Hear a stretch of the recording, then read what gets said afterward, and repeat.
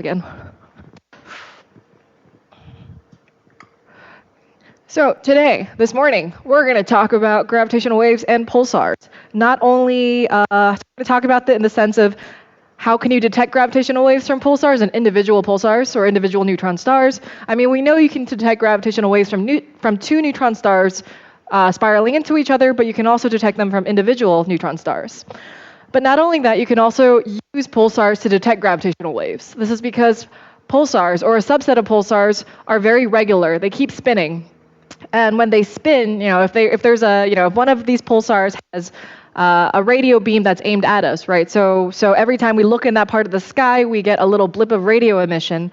And so in this case, if the radio emission comes very regularly, then every time it comes, if a pulse is slightly delayed, then we know something about maybe something has happened to maybe space-time between us and the pulsar. But I'll talk a little bit more about that later. Yeah, so we've already discussed black holes and how we can detect black holes electromagnetically as well as with gravitational waves. So we're going to move on. I think today I'm not going to talk about black holes at all. I'm going to move on to something with matter. I'm going to focus on neutron stars and on the electromagnetically detected neutron stars in particular. Just a reminder, pulsars. Pulsars come from all over the galaxy. They exist in other galaxies as well, but we probably can't see them because it's just too far away for us to be able to detect the emission. So pulsars come from all over the galaxy. They're concentrated in the galactic plane, but there's still some that are above and below the plane. So again, pulsar comes from a pulsar is is a neutron star, is a subset of neutron stars. Neutron stars form in supernovae, and they're given a kick at birth. And so some of these kicks are high enough and point in the right direction that the neutron star escapes entirely. Pulsars detected completely by accident. I think a lot of things in astronomy, are detected completely by accident, right? Gamma reverse were also detected by accident. This was first observed by Jocelyn Bell Burnell while she was a PhD student. So she was a PhD student working on a radio detector and went out to observe and realized that there was something in a certain part of the sky. Things kept on appearing very regularly. And so I think at first they were calling this sort of jokingly little green men because they were trying to figure out, like Martians or something like that, like aliens, because they were trying to figure out what could cause such a regular pulse. Oh, also a side note, her advisor actually got the Nobel Prize some years later, and she never did, so that's a fact you should know. It's very upsetting. The simplified model of pulsars, or the sort of zeroth order model of pulsars, is pretty straightforward. It's the lighthouse model, right?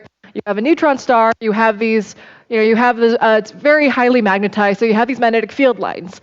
And around the size of the neutron star, the magnetic field lines close. But at some point, when you get far enough away, or you get sort of towards the poles of the neutron star, the magnetic field lines no longer close. They sort of open, or they keep opening, or so they extend much further out. And then in that region, by the magnetic poles, you get this beam of radio emission. So pulsars have been known about for some decades. Turns out, and so I recently Googled what causes the radio emission, right? What exactly is causing the radio emission? It's accelerated particles, yada, yada, yada, but exactly what's causing those accelerated particles to then decelerate, emit coherent radio emission? And the answer is they actually still don't know. So there are a lot of things, I think, that, when you're, at least for me, when I was going through and taking Astronomy 101 courses, and it sounded like we knew everything, right? We knew exactly how the universe was formed. We basically know what dark matter is. We know what supernovae, neutron stars, and pulsars are. It turns out there's a lot we still don't know. So this is sort of a simplistic kind of picture, but for the most part, it makes sense, right? So if this beam of radio emission just happens to be pointed at us, then each time it sweeps around and goes over the Earth, we detect a radio blip, or a radio pulse, radio peak. This, I don't know if any of you have seen this. So this is what a bunch of radio pulses look like. So what are we looking at here? We are looking at, we're looking at one particular pulsar. We're looking at one particular pulsar and what every single line is basically the set of pulses, or the set of emission, the radio emission for one period, right? So each time it sweeps around. So the first time it sweeps around, you detect that first kind of pattern. The second time you detect the second set of mountains on top of it.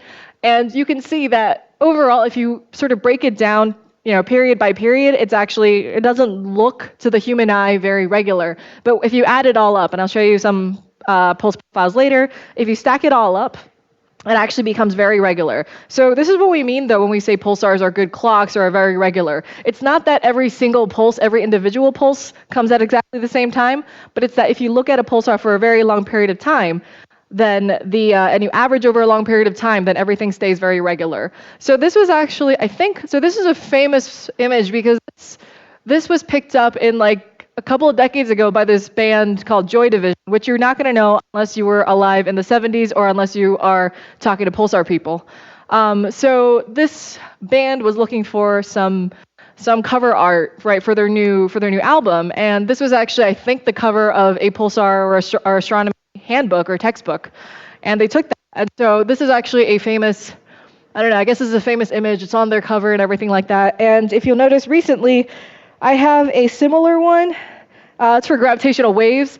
Slightly different, right? Because pulsars are repetitive, right? So pulsars keep, so this is what you're seeing with the pulsar image is that, each line is a separate period. With the gravitational wave, instead what they've done is they've split it up in different frequencies. So this is showing you basically what the spectrum looks like at different frequencies.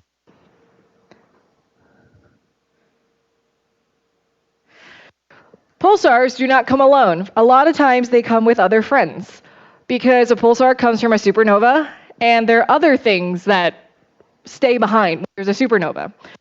Right? So everything explodes. When the material, when it's, you have the original supernova material and then it sweeps out into the interstellar medium and it starts to shock the interstellar medium. When it shocks that interstellar medium, that cold gas, it's going to accelerate the particles there, and then they're going to radiate, right? And so from there, you get what's known as supernova remnants, what's left behind after a supernova. And that's what you're seeing in the radio, infrared, and optical, this sort of spread out kind of fluffy emission. So that's the supernova remnant. It's much bigger than anything else because this is the thing that happened first, basically.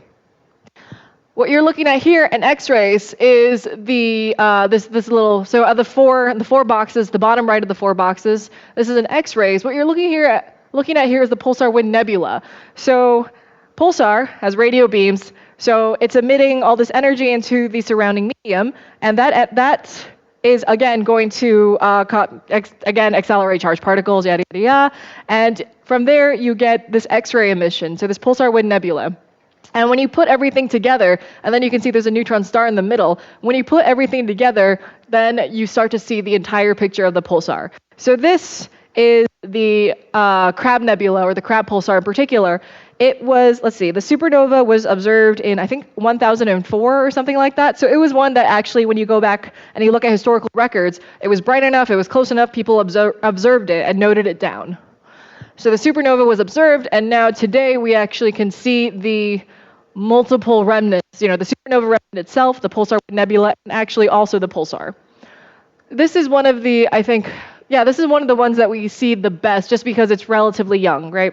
But there are a lot of other pulsars or a lot of other supernovae and these sort of catastrophic events in the galaxy that maybe all we see is a supernova remnants because maybe the neutron star is not emitting or maybe it's not pointed at us if it is emitting. Sometimes all we see is a pulsar wind nebula because, maybe there's maybe it's not emitting, or maybe it's, the jet in that case is pointed away from us, but it's still heating up the surrounding material, and so we're still getting a pulsar wind nebula. And oftentimes, all we see is just a single pulsar, right? Because the supernova remnant is the most short-lived out of all of these because it's just, the energy injection just came from the original supernova. And so all it's doing is decelerating. So if all it's doing is decelerating, it's just expanding and fading over time. What you're seeing on the top right over here, these are the different pulse profiles. So pulse profiles are basically just light curves, but pulsar, is repeating, right? It's persistent, it's repeating, it's not a transient event. For other things that are transient, that you care about what happens over, a long period of time, you care about a light curve, right? Like GRBs. For pulsars, what you care about is what's happening across an entire period. And so then you kind of take all of that data and you fold it in amongst itself, right? So you fold it back. So you say it starts, you say you get a radio beam right here, and then the next one is over here, and then you take the data from here to here and you put it back over here. So you just stack the data on top of itself, and from there you get these pulse profiles. So at the top left is the radio. Radio, you get two very nice peaks. This is 2 periods. So this is 2 rotations. This is just so you can see the peaks better. At the very top left is radio, and you see the 2 very nice peaks. You also see this pulsar is emitting in, so on the left side, the 3 below that, optical, X-rays, and hard X-rays. Most pulsars are emitting in radio. I think about 2,500 pulsars detected so far. Most of them are emitted in radio. Or most pulsars we've observed to emit in radio. There are very few pulsars that also have optical and X-ray emission. The idea with the optical and X-ray emission, this is still a little unclear, but the X-rays probably come from hotspots on the surface. The optical emission comes from something going on with the magnetosphere, the magnetic field lines. Maybe it has especially strong magnetic field or something like that. And then it turned out, so this was relatively unknown before Fermi. I think before Fermi we knew about 10 pulsars with gamma ray emission. And actually now we have 100 pulsars with gamma ray emission, and it turns out, or over 100, hundreds of pulsars, and it turns out that there's some, originally when we were looking for gamma ray emission from pulsars, the easiest thing to do is to say, where is a pulsar that we already know of, that we've detected in radio, and then search that area in gamma rays. Use what you know about what the radio, so it's called an ephemeris, right? Exactly the timing solution for telling you how to fold the data back onto itself, basically. So when you have the radio ephemeris, you can take your data and you can say, all right, I'm going to fold it this way because I know this is exactly how the pulsar is orbiting or rotating. So that's how the first couple of gamma ray pulsars were found. And then after a while, we started searching. We're like, well, can we do just a blind search on these? Can we just do a blind search for gamma ray pulsars? And it turns out there are actually pulsars that we observe only in gamma rays and not radio. So these are called radio quiet pulsars. This is probably, right, so this is going back to the question of, is it observational bias or is it physical? This is probably an observational bias. So what you're seeing here on the bottom right, here's the diagram of where we think the gamma rays come from. It's still a little bit unclear, I think, but basically you can see that the radio comes from the green beam, and that's fairly narrow. The gamma rays come from the outside of the magnetic field lines. That's a lot wider. And so what happens is with the radio, you can only see it if you're looking from certain angles, right? If you're close to the beam. From the gamma rays, you can see it from a much wider set of angles. And so you should be able to a priori detect more pulsars with gamma rays than radio, but then the question is, sensitivity and things like that, obviously. So the crab in some ways is weird because you can see for the crab, all of these pulses basically line up. This is not true for the grand majority of pulsars. The pulses do not actually line up in radio and gamma ray, for instance. There's no reason why they should, actually, because, again, the radio and gamma ray emission comes from different places. If they come from different places in the pulsar, there's no reason why they should actually line up. And so a lot of what pulsar people are doing nowadays, try to figure out exactly where the emission is coming from, what's causing it, is to take the combined light curves and then sort of model what the emission should look like based on things like where they think the gamma rays and radio is coming from, and also what angle, what's the tilt of the pulsar itself, right? What's the angle between its magnetic axis and its rotational axis, as well as what's our viewing angle? Because as we're, if we cut across at different places, we're going to see different things. Here is what's called, I guess in general, what's called a PP dot diagram. This is sort of a standard workhorse in pulsar astronomy. On the horizontal axis, you see the period. So pulsars can spin once every few seconds or once every 10 seconds. There also is a subset you can see on the far left called millisecond pulsars that spin hundreds of times a second. On the vertical axis, this is the period derivative. This is basically how much it's spinning down, because everything is losing energy. The pulsar is losing energy. It's emitting energy in if it's a pulsar, if we see it as a pulsar, we know it's emitting magnetic dipole radiation. So it's definitely emitting and losing energy in that way. So everything is spinning down. there are these two populations here. This population down here are millisecond pulsars. The millisecond pulsars, the paradigm is, actually, let me just show you a video. That's right, the next one is a video. Millisecond pulsars. The paradigm is a millisecond pulsar is basically a recycled pulsar, or a reborn pulsar, or a zombie pulsar, however you want to call it. So in a millisecond pulsar, you have a neutron star with some kind of companion. And the companion is accreting onto the neutron star, and that actually spins the neutron star up, and also possibly ignites or causes it to start pulsating or starting to emit. And the emission goes to, so you see the emission is kind of going along the magnetic field lines, and then the accreted material is sort of falling onto certain hotspots on the pulsar. So this is the reigning paradigm or reigning idea of what a millisecond pulsar is. It is simply a recycled pulsar. And that also makes sense because if you look at this, the red circles or the red diamonds are circling the pulsars that are known to be in binaries. Oftentimes we know they're in binaries because when you try to figure out the pulsar's ephemeris, when you calculate it, you figure out the timing solution, if you don't take into account every single thing about the pulsar's motion, like for instance, if it's moving in a binary, right? If it's moving in a binary, it's going to be Doppler shifted as it moves around, or the emission is going to be Doppler shifted as it moves around. And so that's how we know that a lot of these are in binaries. The millisecond pulsars are observed to be in binaries, by and large. There are these diagonal lines on here. So blue diagonal lines going down to the right. These are, actually no, I want to talk about the black diagonal lines going down to the left. You see the first one up there says kiloyear, the second one says 1 megayear. These are what's called the characteristic age, or the age that you would get for this pulsar if you assume that it's only spinning down due to magnetic dipole radiation. So when a pulsar is first born, it's spinning fast. It's spinning really fast. It's in a supernova, or it came from a supernova. It's spinning really fast, and then it's slowing down. And if you assume that slowdown is entirely due to the fact that it's emitting magnetic dipole radiation, then you can get these characteristic ages, so these lines of characteristic ages. And so that's another thing where you can see that you have these sort of the pulsars up there on the top right, the ones that are spinning slower are actually the younger ones. And the ones down here in this region, the millisecond pulsars, are the ones that are older. The blue lines are basically the approximate magnetic fields you would need, assuming again that all of this behavior, all the spin down is due to magnetic dipole radiation. We already saw that. I already just talked about that. Yeah, all right. So pulsars are spinning down, so they're losing their energy. You can define a breaking index that tells you how fast it's losing energy. So omega being in this case, is it the spin period, I guess? Yeah, I guess it's the spin period. I think so. Anyway, so omega, no, being the frequency.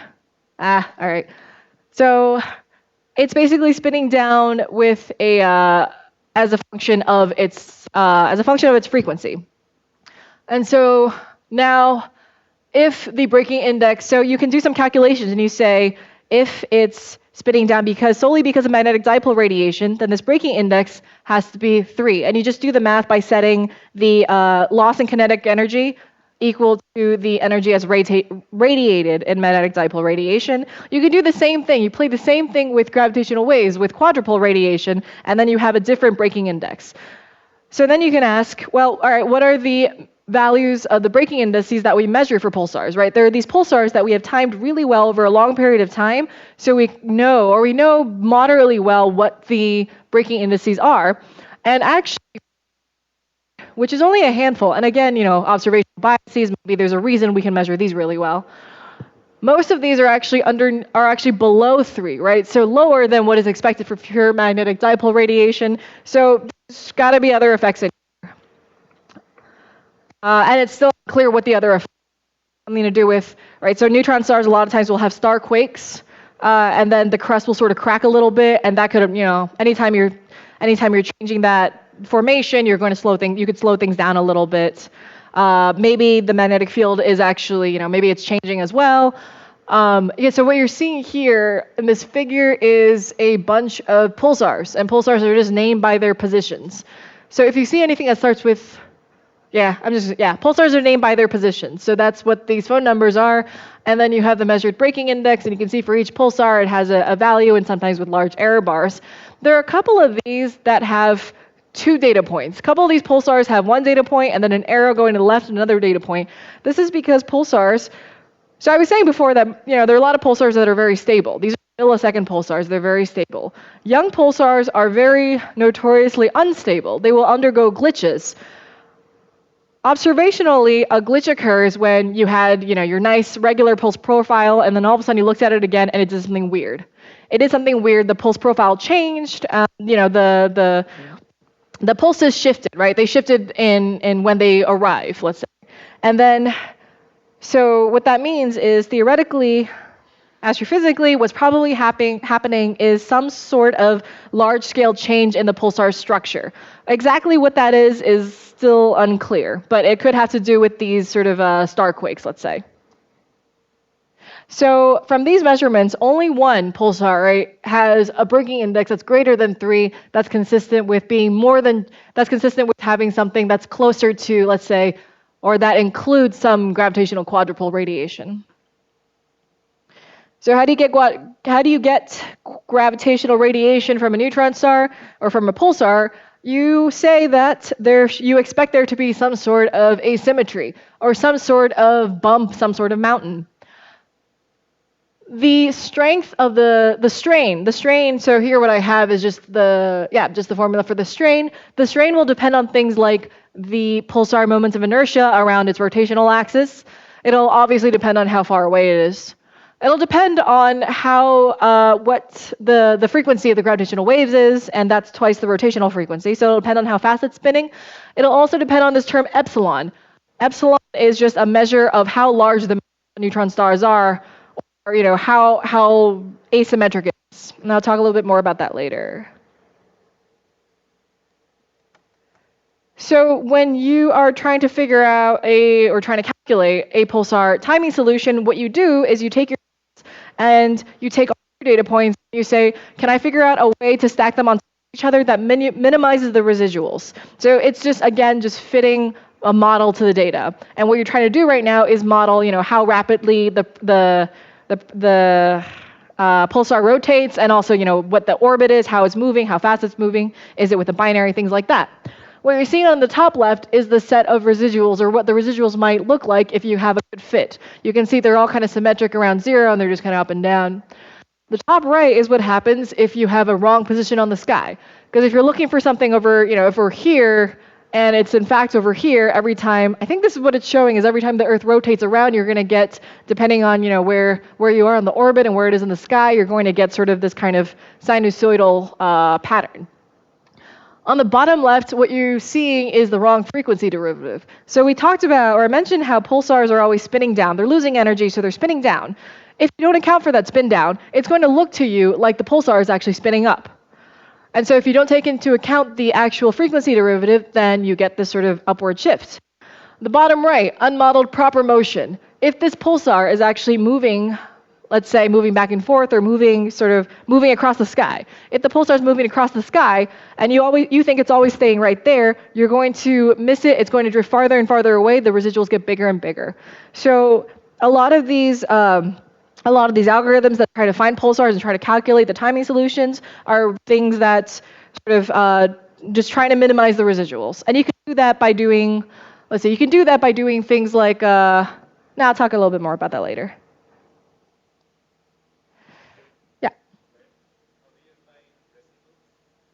The residual is just the difference between the actual time of arrival of the pulses and when you expected it to occur, or when you expect the time of arrival to be based on your model.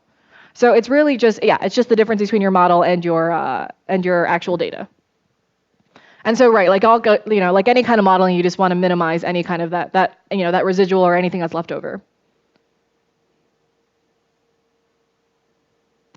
So this is an example of what a standard pulsar might look like. This is a set of discovery plots, because there's a lot of data coming in, a lot of points in the sky, and these radio beams are sweeping around and trying to scan different parts of the sky. So this is an example of a set of automated plots from one radio telescope.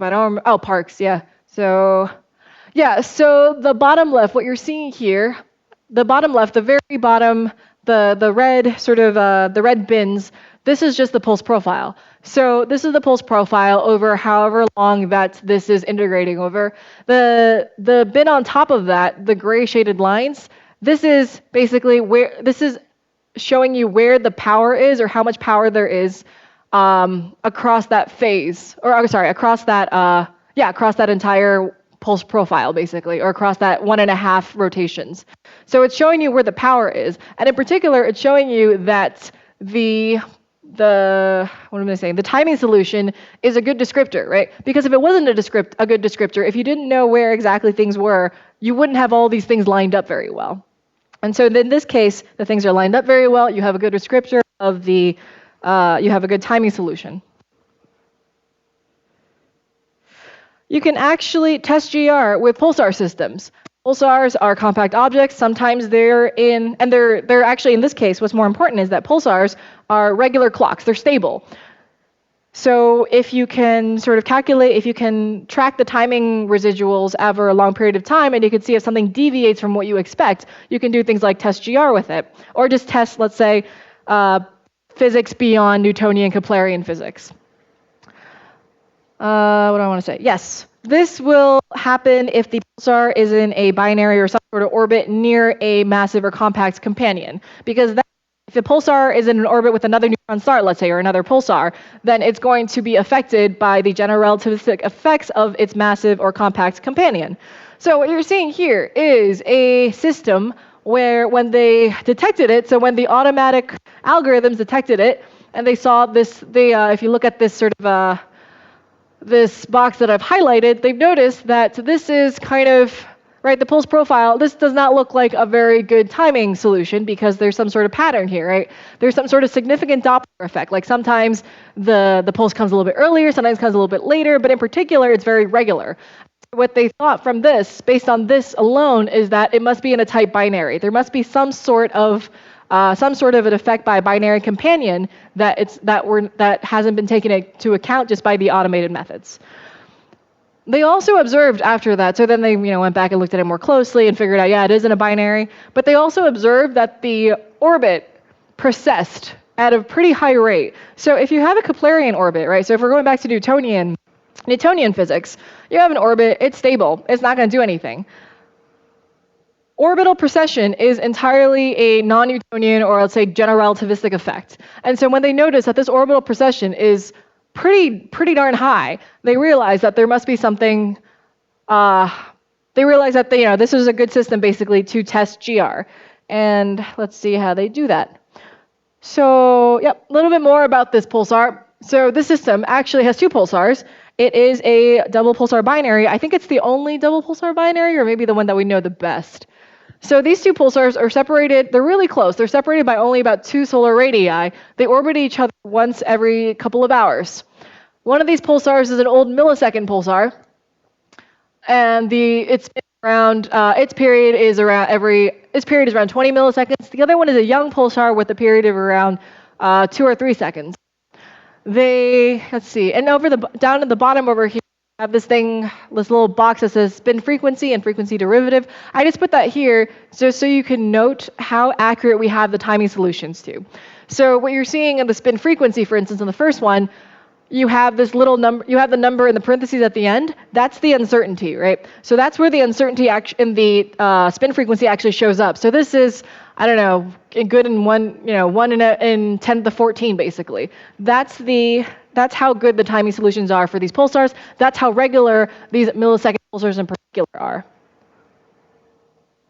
If you look at this PP diagram, you can see that pulsar A is down here, pulsar B is up there. So then you can already start to conjecture that probably pulsar A formed first, pulsar B formed second, that sort of thing. So non-Keplerian effects. So we already talked about how you would expect the orbit to precess. Or at least in a Keplerian, in Keplerian orbits, you would not expect the orbit to precess. Here we have orbital precession. You also expect the orbit to decay due to gravitational wave emission, not something you expect in Newtonian physics. If there is a massive, dense companion, you expect the pulses to undergo gravitational redshift as well as time dilation. You also expect the pulses to be affected by Shapiro delay, which is just simply due to the space-time curvature.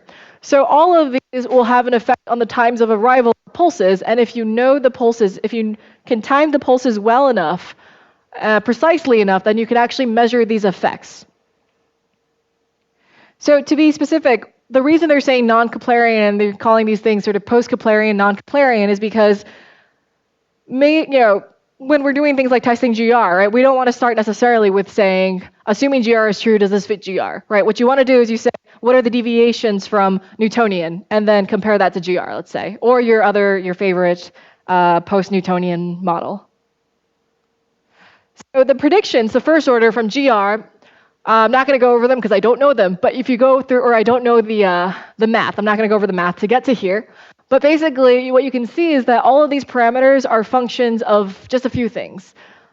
These are functions of the two object masses, which are unknown, but they're only functions of the measured Keplerian orbit parameters. So they're functions of things that are measurable, like the eccentricity, or how far it deviates from circularity, and also the period, how fast it's going around. In all of these, let's see. Yes, the first one, omega dot, that is just a measure of how fast the orbit is precessing. Gamma is a measure of the combination gravitational redshift and time dilation parameter. The third one, PB dot, is the measure of how fast the orbit is decaying. And R and S are the two measures of the Shapiro effect, or the Shapiro delay. So all of these are besides, and then this whole, let's see, T with the T solar, that's just a constant that's defined in this case in this reference. And so all of these parameters are just functions really of the two pulsar masses. And so what you can do then, and what people do, is so everything else is known except for the two pulsar masses. So then they draw these constraints. And so what you're seeing here in the figure on the horizontal axis is the mass of the primary, the heavier one. The second axis is the mass of the secondary. All of these lines are actually contours, or what look like lines are actually contours of constraints on these parameters. And basically when all these contours meet, right, because all of these parameters, or most of these parameters, are just dependent on both the two masses. There's one parameter, Shapiro R, which is only dependent on one parameter, and that's the set of green bars up there, that's horizontal. So all of these parameters, for the most part, are dependent on just the two masses. And so you would expect all of these, so this is based on GR, right? So if GR is correct, or a correct, adequate explanation of what is going on here, then they should all intersect. And this inset here is showing that indeed they do all intersect, and they not only do they intersect, but that intersection can also tell you, in that case, the masses of the two objects. And down here in the bottom left, what you're seeing is the ratio of the observed calculated post-Keplerian parameter value compared to what you expect from GR.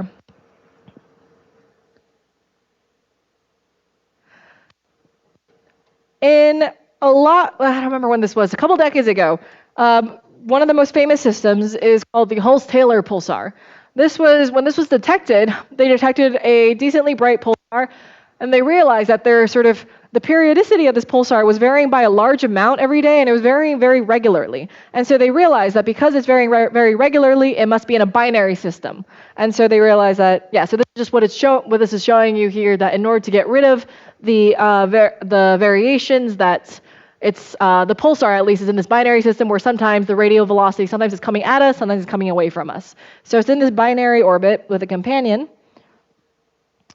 The pulsar is orbiting around a neutron star, and they orbit once every 8 hours or so.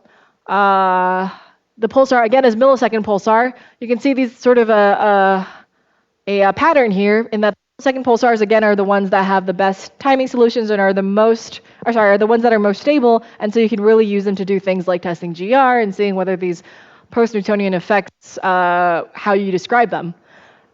So it's orbiting around with a companion. And you'll notice that this orbital period, I don't remember what the radius of the orbit is, but this orbital period is larger by a factor of a couple than the one that we just saw, which orbited every couple of hours. So based on that, the orbit is probably going to be farther apart. If the orbit is farther apart, the GR effects are going to be slightly less, right? They're not going to be as strong. You can still do the same thing. you can still play the same game and use this to constrain the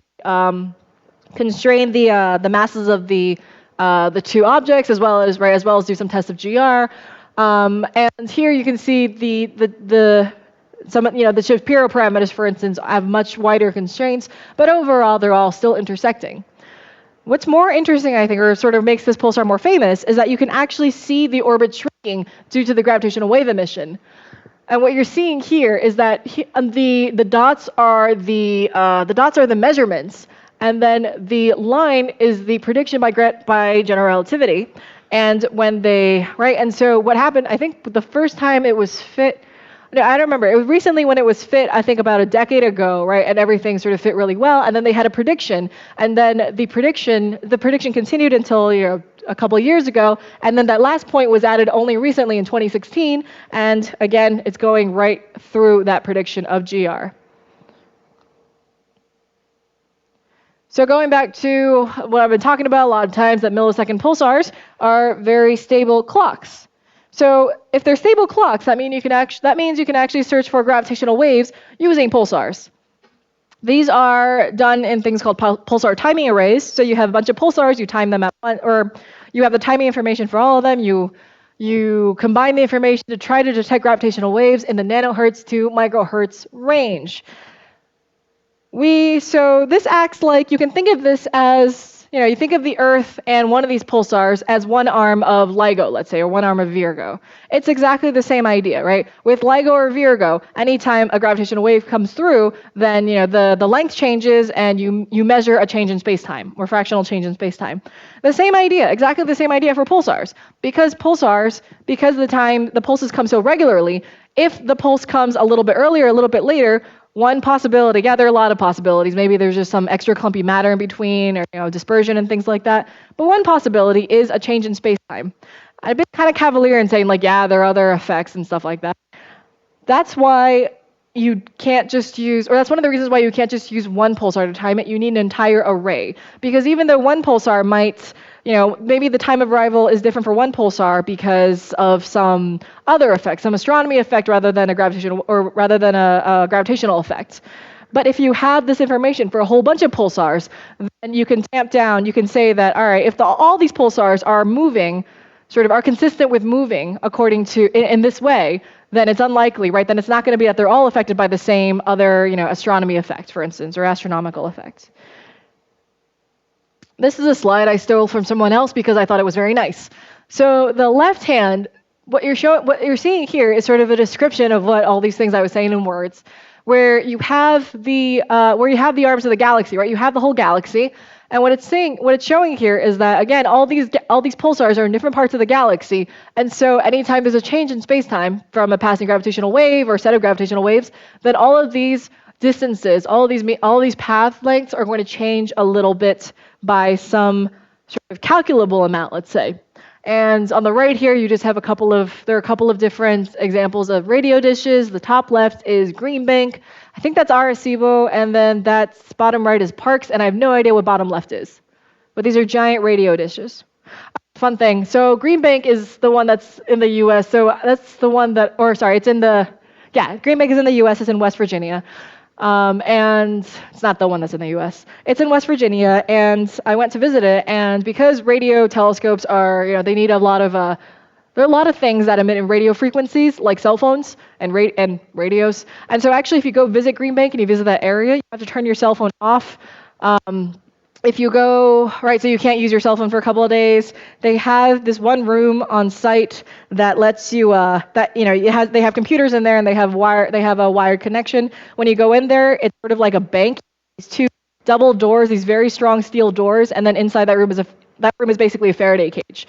So they have to do all these things to try to keep down the radio background. If you live in that region, you have to basically, no cell phone, nothing like that. And I think maybe no microwaves and stuff like that. Microwaves actually cause a problem for some radio detectors. Or I think at one point they saw, I'm going a little bit off tangent. At one point they saw these weird radio blips, and some of these radio blips are real, these radio transients. Some of them are real, they're fast radio bursts. Some of them are, I think, what's called clarions. They realized that some of these radio transients were actually caused when someone on site was opening the microwave before, instead of turning the microwave off or waiting for it to go off, they were just opening the door, and all of a sudden there was just enough microwave radiation that it was actually affecting the radio telescopes. Anyway, so these are the things you have to worry about if you ever go to a radio telescope, I think, or some of these radio telescopes. But I know some of you guys work on radio telescopes, so you're way more experts than I am. I just went for like a weekend trip. So millisecond pulsars, we use millisecond pulsars because they're particularly stable. And so when a gravitational wave passes through, you can calculate, right? You can calculate how the timing residuals are going to change. And the timing residuals change because space-time has lengthened or shortened. But the problem is there's a lot of noise for a single pulsar, and so what you end up needing is an array of pulsars. The more pulsars you can get, then the more sensitive you are. The more sensitive you are. So if you assume, I've been talking about, gravitational wave, a passing gravitational wave passes through. What usually these pulsar timing arrays look for are actually the stochastic gravitational wave background. If you assume that there's some sort of gravitational wave background, I'll talk a little bit more about where that might come from next. If there's a gravitational wave background that's sort of uncorrelated, let's say, and it's coming from, it's all over the universe, and it's just going through, and you can actually calculate what the sort of residuals might be for an array of pulsars. What you're seeing, so this is known as the Helling's down curve after the first two people, or Downs curve, I missed an S, after the first two people who calculated this. What you're seeing on the horizontal axis is the angle between pulsars. This is because if you have two pulsars that are right next to each other, or in the same part of the sky, then space-time is going to be changing very similarly for both these two pulsars. If you have two pulsars on the opposite side, it's going to be changing slightly differently, and pulsars that are 90 degrees from each other is going to be changing in a different way as well. So in order to maximize your sensitivity to be able to detect these gravitational waves or this gravitational wave background, what you really want in general is you want an array of pulsars that are spread out all over the sky, and for each pulsar pair is basically another LIGO or another Virgo. Each pulsar pair is going to be doing something slightly differently, and so you want coverage across the entire sky. So going a little bit into the astrophysics. So, all right, what's causing this pulsar, or what's causing this gravitational wave background? So I said that these detect gravitational waves at nanohertz to microhertz, so nanohertz. If the gravitational wave is around 10 to the -9 hertz, then the rotational frequency is 5 times 10 to the -10 hertz. The period is around tens of years. So this is apparently looking for a compact object or system of compact objects that rotates or orbits once every tens of years or less, because microhertz gives you weeks and months, I think. So, and you need something that's common and loud enough to produce a measurable stochastic background. You need something that's loud, and you need something that happens everywhere to produce a background. And so what this comes from is supermassive black hole binaries. These are, in a way, they're sort of the supermassive extensions or, cousins, relatives of the binary black holes that are detected by the current generation of gravitational wave detectors, LIGO and Virgo. These are the black holes at the center of galaxies. Essentially, what you want is galaxies orbiting each other. They're a little bit different from what we're detecting with LIGO and Virgo, because there we're detecting the merger, right? We're detecting them at the very end of their lives when they merge. With pulsar timing arrays, you wouldn't detect them when they merge.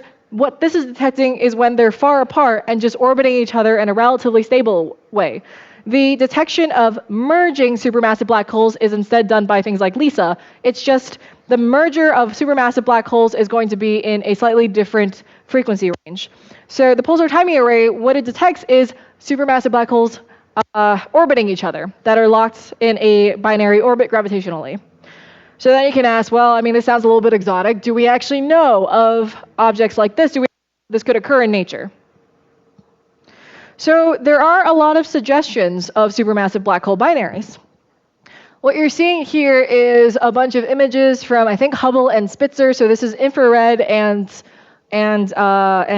optical. These are just a bunch of, so what they did was they went through and they looked at galaxies that are in galaxy clusters. So galaxy clusters are just groups of galaxies that are bound gravitationally to each other. So they're not flying away, they're all sort of within this gravitational well. So in galaxy clusters, that means you're going to expect overall a higher density of galaxies. When they looked at these galaxy clusters, they realized they could identify by eye a lot of galaxies that seem to be in gravitational pairs. And what you're seeing at the very top here are just a couple examples of how they classify these different galaxies. Some of these, and a good fraction of them are just isolated. Some of them are in pairs in that they're close together, and sort of the flux kind of, it seems like there's some sort of material in between. And some of them are entirely disturbed, like the one on the right, where it's elongated, and it's not a very regular galaxy at all, and it seems like there are signs that it used to be two galaxies that have merged. And at the bottom here, this is just an example of some of the galaxies that they detected, or that they were classifying, and how they classified them. So there are suggestions that galaxies disturb each other all the time and are often in the process of merging. And yeah, here's another, I don't remember, I think this is just Hubble. Yeah, and these are, again, just another same type of example where you can see in some cases, like the one in the bottom left, you can see there's these two, so the contours are just sort of flux contours. And you can see that there's kind of two peaks in there, suggesting that there are two sources of extra bright light. So two supermassive black holes in this case. This is pretty. So what you can also do is you can take Hubble observations of galaxies and you can compare them to simulations and see, or opposite, you can simulate two galaxies merging and then you can compare them to Hubble observations to see if things actually match up. So what you're seeing, there's the Hubble image, and these are just simulations of two galaxies merging, and they're merging, and also the viewpoint is changing, right? So so sometimes galaxies will look different depending on how they're angled towards us. And you can see as they merge, that really starts to distort the material, and that's why you get these sort of elongated shapes. And then when you look in the optical images, you can actually see galaxies or pairs of galaxies that look like these elongated shapes. So at the very least, you can say that the simulations and this set of simulations is consistent with what we actually see, what we actually observe in galaxies. I'm going to play one more time because I think it's nice and pretty. That's kind of cool that we can actually do this. So this is just showing the merger of spiral galaxies. So these are galaxies like the Milky Way. There are other types of galaxies out there, but this is just one system. And so what happens when two galaxies merge? Galaxies, you must have had this already. Galaxies are surrounded by a dark matter halo for the most part, or something that's causing an extra potential well. Galaxies are surrounded by a dark matter halo that's interacting gravitationally. So the dark matter halos interact first because they're much larger than the galaxy. So these gravitational wells, the dark matter halos, they interact first. The black holes, the supermassive black holes, end up bound to each other. They start to rotate into each other, or they start to orbit each other. And what's shot out is sort of the stars, the stellar material, the gas, all that is kind of spread out and disturbed. So if that is spread out and disturbed, if two galaxies going near each other disturb the galaxies, then you can actually observe that. So what you have is this active galaxy that was first observed in the 1890s. So it's been observed for a really long time. And like you learned last week, active galaxies occur when you have a supermassive black hole that's accreting a lot of material and some other complicated things. But what we have here is it's accreting a lot of material. Or the thing that's important here, it's accreting a lot of material, it's accreting a lot of gas, let's say, and then it's emitting. It's flaring. So what they noticed with this active galaxy is that when you look at the optical light curve, there seems to be a period, right? I mean, it's kind of hard to say. It's kind of sparsely sampled at the very beginning, especially. And obviously the peaks are at different heights. The peaks are at different heights, but there is this sort of periodicity. And so what group did, I think about 10 years ago, is they fit these observations with some sort of model of two galaxies merging. So they fit it with the model of two galaxies merging, and they said in their model, they interpreted this as one active galaxy that's merging with a binary companion, another galaxy. And the idea is that each time the companion goes by it and disturbs the material enough, the primary supermassive black hole gets extra material that falls onto it, and because the whole disk is disturbed, there's extra material that falls onto it, and so then it flares. And they actually predicted that the next flare would occur in the end of 2015 or the beginning of 2016, depending on some things about how fast things are spinning and stuff. And they actually did see it flare in 2015, in November 2015. That's exactly what they saw. What you're seeing here, what you're seeing here is just let's see, the red, the red is just the data points, how bright it is.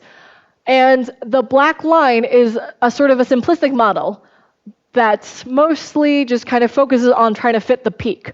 And with this black line, and with this model, the model that best fits this set of data points shows that these are two supermassive black holes that are orbiting each other every 12 years or so. Let's see, it's a slightly eccentric orbit.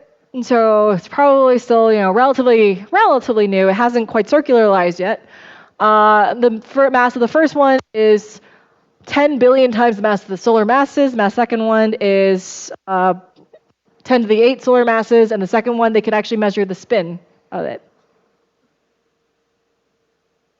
And this is the sort of model of what's happening. So what you're seeing here is this is just geometry. Geometrically, so what you're seeing here on the horizontal axis, the red line is the accretion disk of the primary black hole. And the primary black hole is located right where the two lobes are. The lobes are just what's causing the extra flares. And the observer is the eyeball at the very top that is observing. We're looking and we're seeing the flares.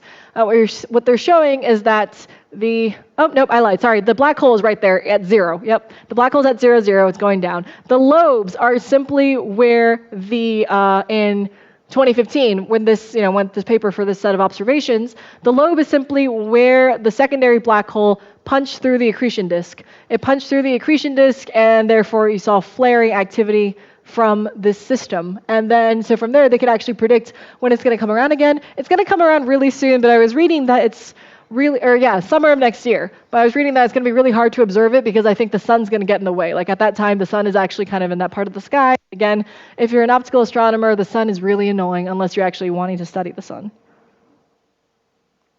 So going back to pulsar timing arrays. So what the pulsar timing arrays want to detect is the gravitational wave background from all of these binary, supermassive black binaries in the universe. And what you're seeing on the right is both of these curves are the Hellingsdowns curves. So these are the models of what you would expect the gravitational wave signal to look like. Let's see, and the right-hand side. So these are for two pulsar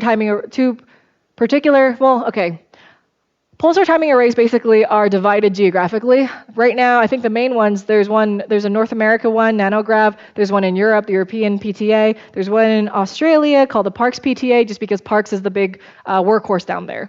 And then there are other ones coming up in other countries and other regions, and they all come together as the International PTA. So they all work with the data from their own telescopes. And this is important because a radio, or the region, I guess, the geographical region matters, or at least the hemisphere matters, because radio dishes, they're right there, right? They're not going to, these huge dishes, they might move, some of them are going to, no, they don't move. No, some of them do move. Radio dishes. Anyway, so it's not like they can see the entire sky, right? So they're kind of stuck in place. And so if your dish, if you're in the northern hemisphere, your dish is only going to see part of the sky. If you're in the southern hemisphere, your dish is only going to see the other half of the sky. And so that's why they need sort of they work on their own, but then they add all their data together. Actually, I should say, I don't know about the other collaborations, but Nanograv actually recently released their data. So they release all their data. There is a GitHub page where they have the data release and they sort of explain it. And there's also a mock data challenge where if you're curious and you want to try to look for these signals and such, and figure out what they do, you can actually go download the data, work through that data yourself, and see if you can figure out, you can work on things like, different methods for finding these signals, stuff like that. So the Hellingsdowns curve is, it's the expected signal from the background, the total signal.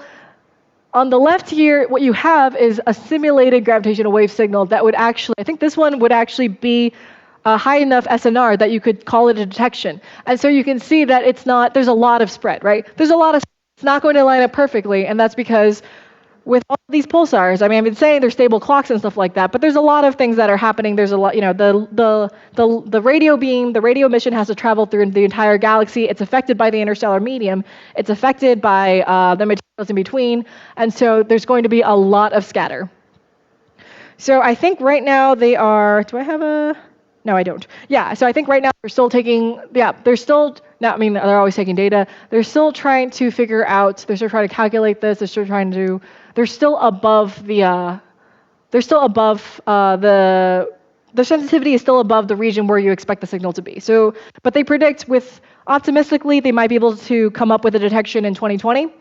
Pessimistically, it might take a little bit longer. Optimistic versus pessimistic, it just depends on your models for how frequently these binary supermassive black holes occur in the galaxy. Nope, in the universe.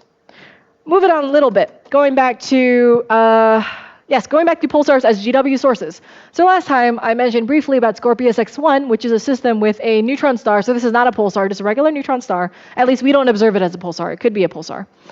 Neutron star that is accreting material from its companion. And that material is falling in along the magnetic field lines. And so the accreted material is falling in only at certain parts, 2 parts of the neutron star.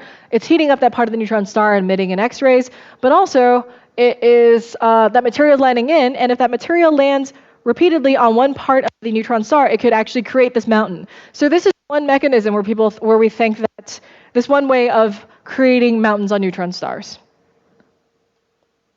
And going back, right, what matters a lot besides, things like position and frequency, what really matters is the size of the mountains or the ellipticity, the relative height. What this means is if you have an ellipticity of, let's say, 10⁻², you have a neutron star that's 10 kilometers, that means the maximum neutron star mountain height will be, that you expect would be 100 meters. Is that right? Yeah, 10⁻⁴, 10⁻², yeah. In reality though, the neutron star, the mountains you expect on neutron stars are going to be a lot less. You could ask what kind of ellipticity is actually expected or allowed.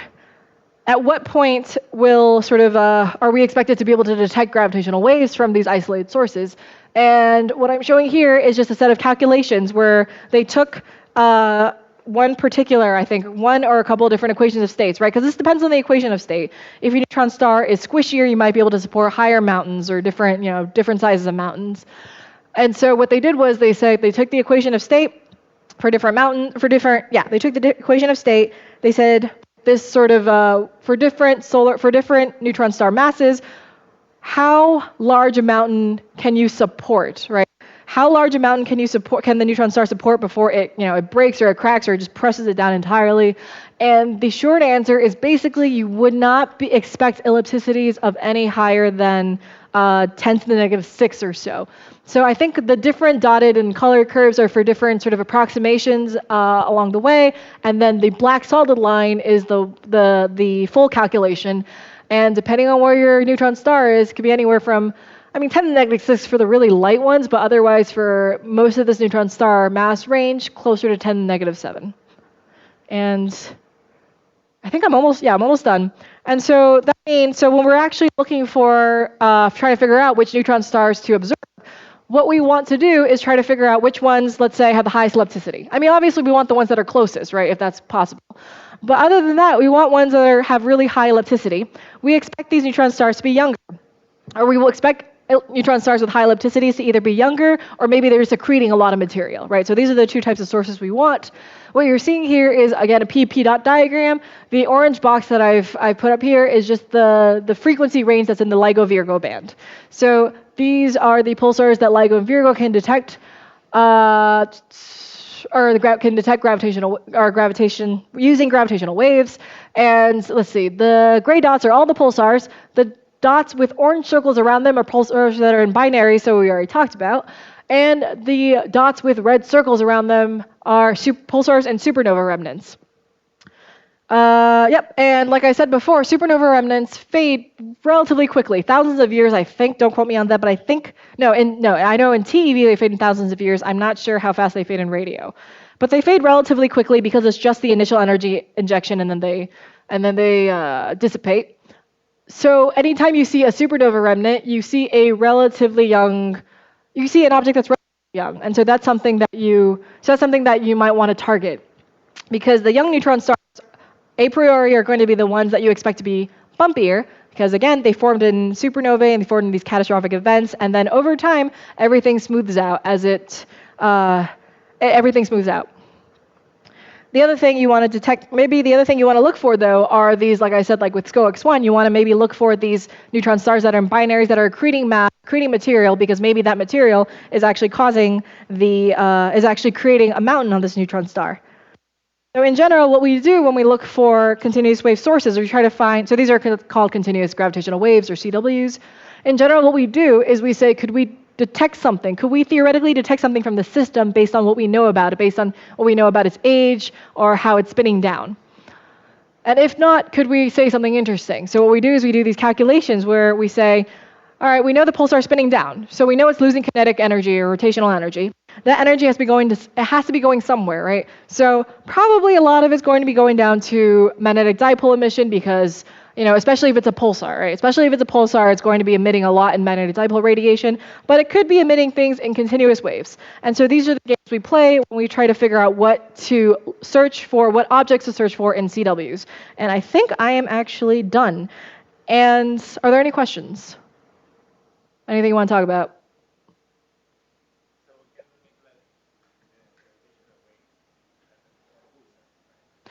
So,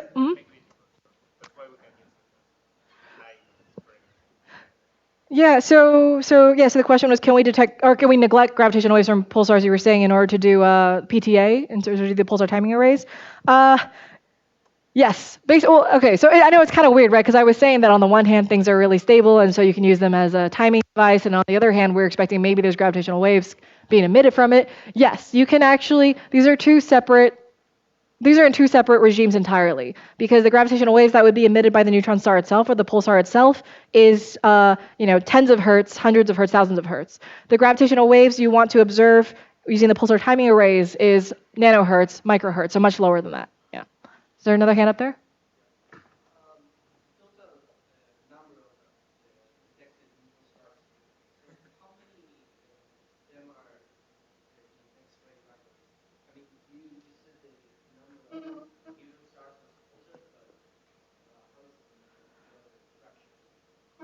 So the question was, what fraction of neutron stars are in X-ray binaries? I actually don't know off the top of my head, but I want to say we don't know of that many X-ray binaries, so probably, I think, order of tens. I think for the most part, yeah. And so, so that's it. That's all I have. And Luis wants to say something, I guess.